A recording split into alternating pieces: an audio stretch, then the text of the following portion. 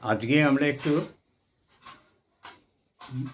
ভক্তিবাদ বা ভক্তি আন্দোলন যেটা হয়েছিল মহাপ্রভুর এই ভক্তি আন্দোলনটা আজকের সময় অনুযায়ী অত্যন্ত প্রাসঙ্গিক। যে সময় মহাপ্রভু এই ভক্তি আন্দোলন করেছিলেন, সেই সময় তিনি যদি ভক্তি আন্দোলন না করতেন তাহলে বোধহয় বাঙালি হিন্দু থাকা মুশকিল হয়ে দাঁড়াতো, সবই বাঙালি মুসলমান হয়ে যেত। যাই হোক, কিন্তু শ্রী চৈতন্য মহাপ্রভু অসাধারণ একজন পাণ্ডিত্য, অসাধারণ ক্ষমতার অধিকারী ছিলেন। তিনি গঙ্গায় ডুবসাঁতার দিয়ে মাঝগঙ্গায় গিয়ে বজ্রে ধরতে পারতেন, আবার শারীরিক শক্তিও ছিল অসাধারণ, আর স্মৃতিশক্তি সে কথা নাইবা বললাম। মিথিলায় যখন তাকে বলা হয়েছিল ন্যায়শাস্ত্র তোমাকে লিখে পুঁথি নিয়ে যেতে দেওয়া হবে না, তিনি সমস্ত ন্যায়শাস্ত্র মাথার ভেতরে মস্তিষ্কে কপি করে নিয়ে এসে মুখস্থ করে ফেলে নবদ্বীপে এসে লিখেছিলেন। ফিরেছিলেন কিছুটা নৌকায়, কিছুটা পদব্রজে। সেই চৈতন্য মহাপ্রভুর কীর্তন সম্বন্ধে আজকে আমরা একটু আলোচনা করব। রাধাকৃষ্ণের লীলা অবলম্বনে যে সমস্ত গান গাওয়া হয় তাকে বলা হয় কীর্তন, আর কীর্তিত সেখান থেকে গীত, লীলা কীর্তন। একে অবশ্য অনেকে রসকীর্তনও বলে। রসকীর্তন কথাটাও কিন্তু ভুল নয়। লীলা এবং এই রসকীর্তনের 5টি শাখা রয়েছে। কীর্তনিয়ারা বলেন পাখা: গড়েরহাটি,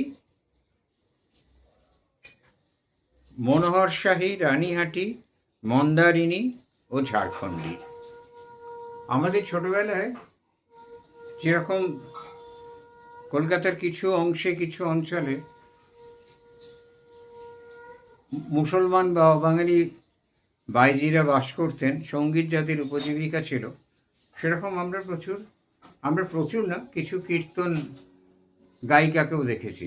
অসাধারণ কীর্তন গাইতেন এরা, এবং তারা ওই কীর্তন গেয়ে তাদের জীবিকা নির্বাহ করতেন।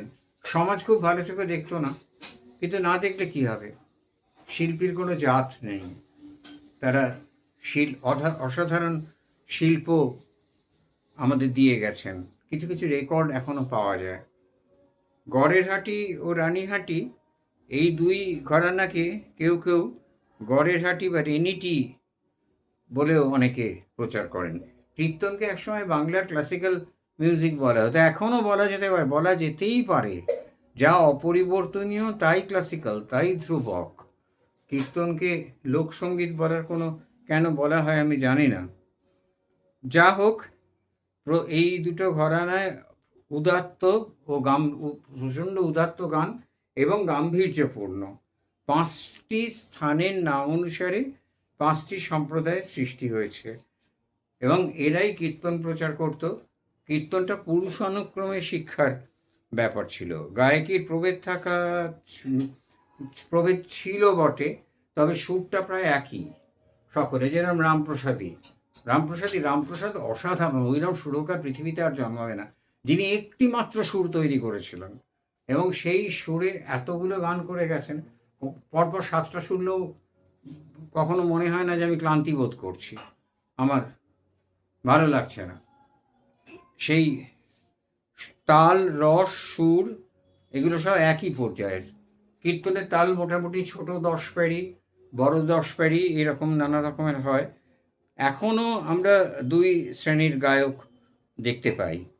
বৈষ্ণব শাস্ত্রকারেরা, বৈষ্ণব কবিরা 10 প্রকার রসের বর্ণনা করেছেন।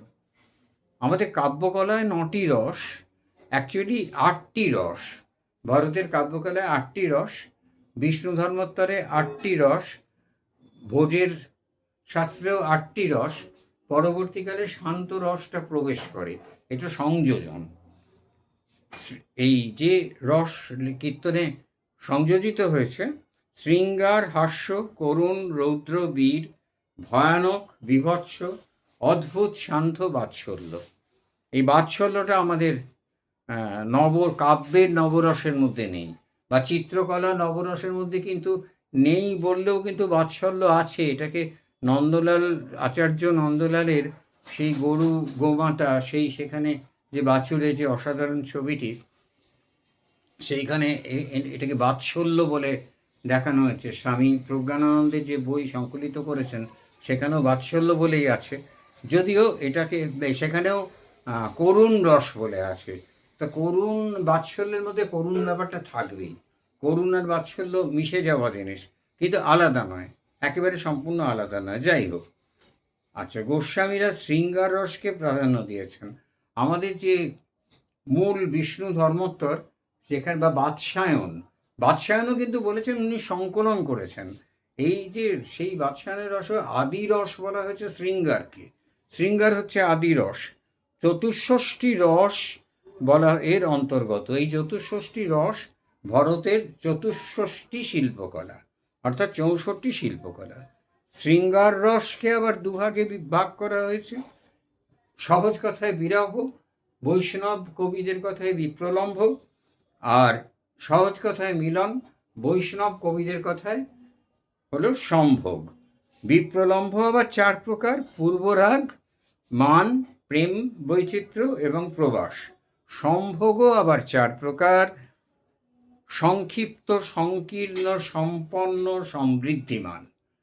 ভারী সুন্দর। শয়ের অনুপ্রাস, দন্তেশ্বয়ের অনুপ্রাস দিয়ে নাম দিয়েছেন বৈষ্ণব কবিরা।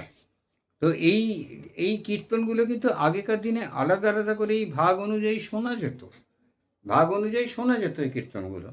এখন কীর্তনের সেরকম চল আর নেই। কয়েকজন কীর্তন গায়িকা আছেন বটে, কিন্তু আমাদের সময় যে ছোটবেলায় যে হরিদাস কর, আমাদের মান্নাদের কাকা কৃষ্ণচন্দ্র দে, ধ্রুপদিয়া অসাধারণ কীর্তন গাইতেন। ওর কীর্তন, শ্রীকৃষ্ণ কীর্তন, চৈতন্য কীর্তন দুটোর জন্যই বিখ্যাত ছিলেন। এছাড়া ছিলেন কমলা ঝরিয়া, ঝরিয়ার মেয়ে, ঝরিয়াটাকে টাইটেলের মতো ব্যবহার করতেন। ছিলেন ইন্দুবালা, ছিলেন আঙুরবালা, উত্তরা দেবী, রাধারানী দেবী। এরা অসাধারণ কীর্তন গাইতেন। এদের কীর্তন শুনলে আর সেখান থেকে উঠে আসা যেত না, মনে হতো সত্যি বাংলার ক্লাসিক্যাল, বাংলার নিজস্ব ঘরানা। এটা বাংলার নিজস্ব সঙ্গীত প্রবাহ। এটা কীর্তন একটা অসম্ভব দামি জিনিস। আমরা এখানে অনেকগুলো আলাদা আলাদা করে ভাগ আছে। প্রথমেই বলা হচ্ছে পূর্বরাগ। পূর্বরাগ আবার 8 প্রকার: সাক্ষাৎ দর্শন, সাক্ষাৎ তার দর্শন, নায়িকার দর্শন, নায়কের দর্শন, নায়িকাকে এখানে রাধাকৃষ্ণ ধরে নিতে পারেন। আর চিত্রপট দর্শন, তন্নি শ্যাম আশি করি দর্শন আপক্ষ বিম্বাধরষ্টি। মনে করুন কালিদাস যেখানে দুষ্যন্ত চিত্রপট দেখছেন, তার চোখের জলে চিত্রকলা ধুয়ে যাচ্ছে। আচ্ছা, চিত্রপট দর্শন। স্বপ্ন দর্শন, রাধিকা যা প্রায়ই দেখতেন। বন্দি ও ভাট মুখে শ্রবণ, বন্দিরা গান গাইছে। বন্দি বলতে এখানে কিন্তু অ্যারেস্টেড নয়, বন্দি নয়, বন্দনাকারী। যারা বন্দনা করে তাদের বন্দি বলা হতো। দ্যুতি মুখে শ্রবণ, মথুরা এসে যখন দ্যুতি বললেন, এ সম্বন্ধে একটা খুব সুন্দর লোকসঙ্গীত আছে: বধূ হয়ে লাল পাগুড়ি বেঁধে মাথে, রাজা হলে মথুরাতে, এখন কলঙ্কিনী রাধায় দণ্ড, না দিলে মান থাকে কোথা। গুণীজনের গানে শ্রবণ ও বংশীধ্বনি শ্রবণ। এই বংশীধ্বনি চিরকাল রাধিকাকে কৃষ্ণের কথা মনে করিয়ে দিয়েছে। আজকে আমরা এখানে থামছি, এরপরে বাকি অংশগুলো আবার পরবর্তী আলোচনায় বলব। নমস্কার।